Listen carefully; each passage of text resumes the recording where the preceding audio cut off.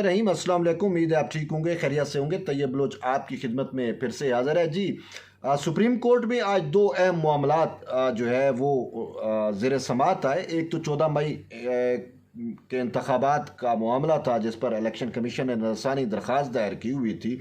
एक मामला वो है, दूसरा नायब तरमीम का मामला है जो काफ़ी अरसे से ये केस ज़ेर समात है। तो आज हम इन दोनों मामलात पे डिस्कस करेंगे, लेकिन सबसे पहले मैं आपको हाल हवाल देता हूँ 14 मई को इंतखाबात से मुतल्लिक़ इलेक्शन कमीशन की नज़रसानी दरख्वास्त का क्या हुआ आज यूँ कि सुप्रीम कोर्ट के 3 रुकनी बेंच ने आज इस मामले पर जो है वो समात की, और समात करने के बाद इलेक्शन कमीशन की नज़रसानी दरख्वास्त जो है वो उन्होंने खारिज कर दी और 14 मई को इंतखाबात का फ़ैसला जो है वो बरकरार रखा। अब उसका इम्पेक्ट क्या होना है? 14 मई को गुजरे हुए कितना अरसा हो गया? मई तो गुजर गया ना। अब इंतखाबात कब होने हैं, क्या होने हैं, वो तो अब जनरल इंतखाबात होंगे। पंजाब और खैबर पख्तूनख्वा के भी इंतखाबात जो है अब जो इलेक्शन कमीशन की जानिब से शेड्यूल दिया जाएगा, जो टाइमलाइन दी जाएगी, जो तारीख दी जाएगी, उसमें ये इंतखाबात होनी है। इनके फैसले की कोई वुक्कत और कोई कदर अब नहीं रह गई। बेशक इन्होंने इलेक्शन कमीशन की जो नज़रसानी दरख्वास्त थी वो इन्होंने उड़ा के रख दी और ख़ुद को जस्टिफाई किया कि हमारा वो जो 3 रुकनी बेंच का फैसला था वही फैसला सस्टेन कर रहा है, वही फैसला फील्ड में मौजूद है। लेकिन वक्त भी गुजर गया तो अब गए वक्त, वो वक्त तो वापस नहीं आ सकता। 14 मई तो अगले साल आएगा 2024 में, 2023 वाला तो 14 मई गुजर गया जब इन्होंने कहा था। लेकिन बात यह है कि इनके फैसला बेवुकत क्यों ठहरा, इनके फैसले पे इम्प्लीमेंटेशन क्यों नहीं हुआ? उसमें कसूर जो है वो मेरा, आपका, हुकूमत का नहीं है, कसूर इन्हीं का अपना है ना। बात यह है कि जब इलेक्शन की तारीख देना किसका इख्तियार है? नए कानून के मुताबिक इलेक्शन का तारीख जो है वो तो इलेक्शन कमीशन ऑफ पाकिस्तान देता है ना। अच्छा, अगर पुराने कानून में चले जाएं तो उसके तहत जो है वो सदर या गवर्नर जो थे उनका इख्तियार ज़रूर था, लेकिन वो वज़ीर आला की एडवाइस पे था कि उसके मुताबिक उन्होंने शेड्यूल देने होते हैं, तारीख देनी होती है। लेकिन यहाँ पे 14 मई की तारीख किसने दी?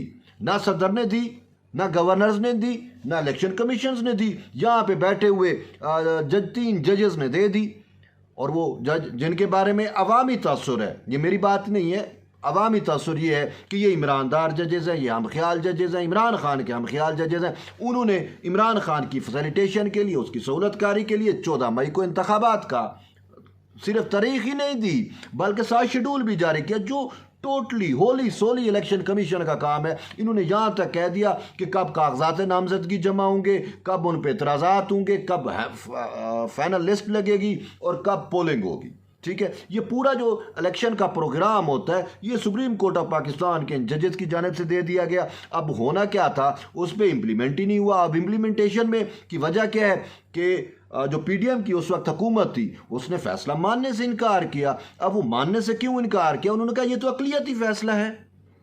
भाई अक़लियत ये फैसला है कि 3 जजेस ने जो फैसला दिया है, ऑलरेडी 4 जजेस इससे मुख्तलिफ, यानी इस मामले को वो डिस्पोज ऑफ कर चुके थे। वो कह रहे थे ये मामला बनता ही नहीं है।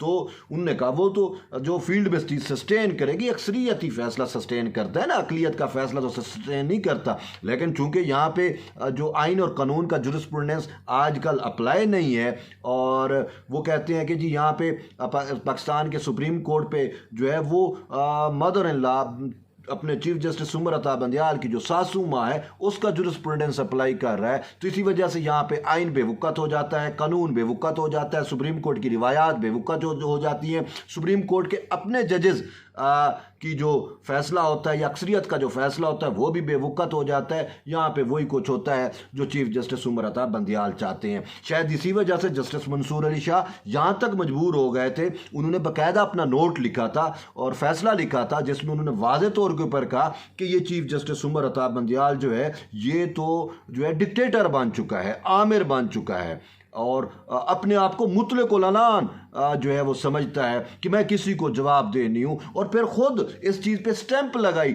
अपने चीफ जस्टिस उमर अता बंदियाल ने ओपन कोर्ट में, कहा कि मेरी मर्जी, मेरा इख्तियार, मेरा बेंच, मेरी अदालत, मैं जो कुछ भी करूँ।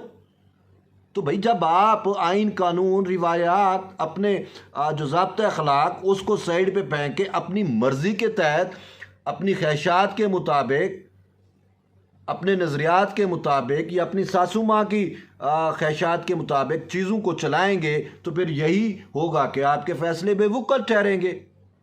उस टाइम की पीडीएम याद नहीं है, जब यहाँ पे धरना दिया गया था तो यही कहा गया था कि जब हमने धरने वालों से पूछा तो ये कह रहे थे कि हम सुप्रीम कोर्ट जो बंदियाल साहब के हाथों यरगमाल हो चुकी है, हम उसको आज़ादी दिलाने के लिए हैं। यहाँ तक तो बातें हुई थी ना, तो उसी टाइम ये फैसले दिए गए थे ना। तो अब सुप्रीम कोर्ट के अपने 4 जजेस ने इस फैसले को नल एंड वाइड किया, वो उन्होंने मानने से इनकार किया। तो अक्सरियत की राय मुख्तलिफ थी, तो इन्होंने अकलियत को जो अक्सरियत पर थोपने की कोशिश की, जिसकी वजह से वो फैसला बेवकूफ़ हो गया, बेअसर हो गया। खैर इलेक्शन कमीशन ने ज़ाब्ते के तहत जो है वो नज़रसानी दरख्वास्त दायर की थी, तो अब इन्होंने फिर नज़रसानी दरख्वास्त उड़ा के रख दी और कहा जी हमारा 14 मई का फैसला बरकरार है। तो 14 मई गुजरे हुए भी बड़ा वक्त हो चुका है। बात यह है कि अब इंतखाबात उस वक्त होंगे जब इलेक्शन कमीशन तारीख देगा, और इलेक्शन कमीशन जो है जो शेड्यूल जारी करेगा उस वक्त जनरल इंतखाबात होंगे, सूबाई असम्बलियों के भी, बाशमूल पंजाब और खैबर पख्तूनख्वा के और कौमी असम्बली के भी।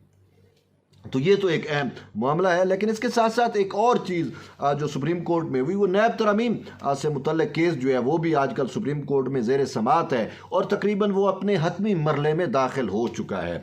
अब वो शायद हो क्या रहा है कि तहरीक इंसाफ के चेयरमैन इमरान खान ने इन नैब तरमीम को सुप्रीम कोर्ट में बुनियादी इंसानी हकूक़ की खिलाफ वर्जी करार देकर चैलेंज किया हुआ था, और अब इसकी जो है वो 50 से ज़्यादा यानी कि समातें हो चुकी हैं। लेकिन अभी तक वैसे बकौल जस्टिस मंसूर अली शाह के तरीके इंसाफ ये केस बिल्ड करने में भी नाकाम हुई है कि भाई किस तरीके से ये नैब तरामीम जो हैं ये बुनियादी इंसानी हकूक़ के ख़िलाफ़ हैं।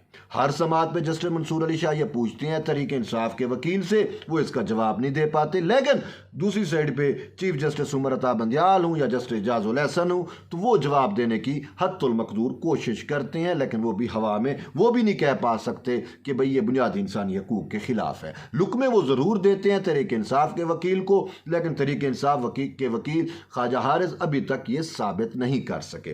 ठीक है, और फिर इससे बढ़ के आज जस्टिस मंसूर अली शाह ने बड़ी बात की है, और वो बात जो है सुनहरी हरूफ में लिखे जाने के काबिल है, जो आइन को रिप्रेजेंट करती है, जो कानून के पेश नज़र ये बात की गई, और वो ये है कि भाई 25 करोड़ अवाम का जो पार्लिमान है और उसके जो नुमाइंदे हैं वो जो कानून साजी करते हैं, उस कानून साजी को हम जैसे यानी सुप्रीम कोर्ट के गैर मुंतखब 17 जजेस उड़ा नहीं सकते। उनको इख्तियार नहीं है कि वो पार्लिमान के कानून को, आइन साजी को जो है वो उड़ाएं, उसको कलअदम करार दें। ये उन्होंने बात की। अब इस बात से नज़र ये आ रहा है कि चीफ जस्टिस उमर अता बंदियाल और उनके दूसरे जो हम ख्याल हैं जस्टिस एजाजुल एहसन, वो तो तहरीक इंसाफ की ही दरख्वास्त, उनके लिए तो कुरान व हदीस है ना तहरीक इंसाफ की बात को, उनकी दरख्वास्तें, और हम देख भी रहे हैं कितने अरसे से ये मुकम्मल झुकाव है, ये पलड़ा जो है वो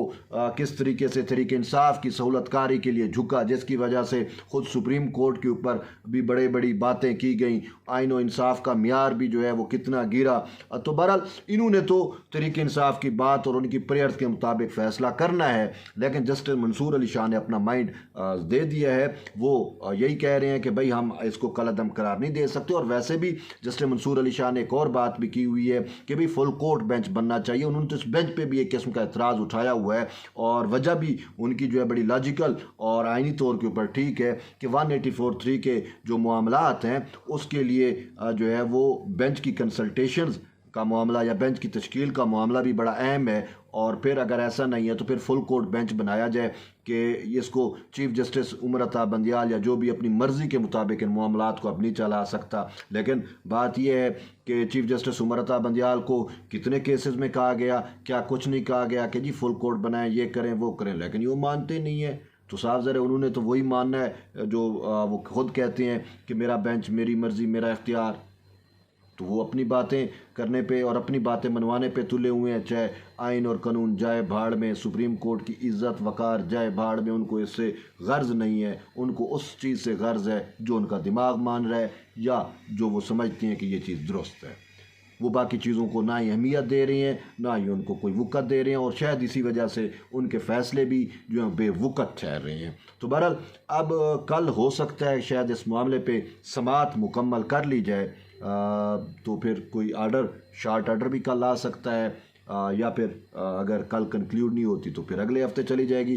तो यूँ नैब तरमीम का मामला बड़ा अहम है और थोड़ा पेचीदा भी हमें नज़र आ रहा है कि अगर इन्होंने इस मामले को कलअदम करार दे दिया तो क्या फिर उस फैसले की भी कोई अहमियत होगी, या ये भी यूं ही रहगां ठहरेगा या बेवक़्त हो जाएगा। तो बहरहाल ये तो आने वाला वक्त ही बताएगा। उस वक्त तक आप जुड़े रहिए तैयब बलोच के साथ। मिलते हैं एक नई वीडियो में, तब तक इजाज़त दें। अल्लाह हाफ़िज़।